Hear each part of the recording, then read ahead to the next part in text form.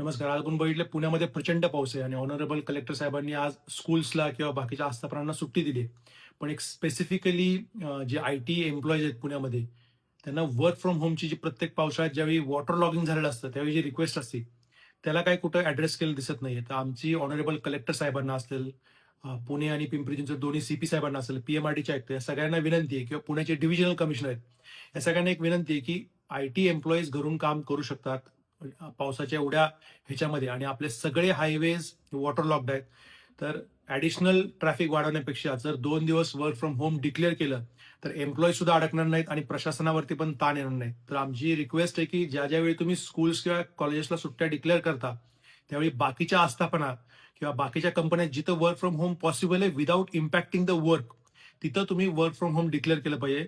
Me forum for IT एम्प्लॉईजच्या वतीनं request करतो, की पुण्याची जी आत्ताची कंडिशन आहे, वॉटर लॉगिंग वाकड असेल, सगळ्या अंडरपासमध्ये वॉटर लॉगिंग आहे, एन-एच-आयच्या हायवेवरती वॉटर लॉगिंग आहे.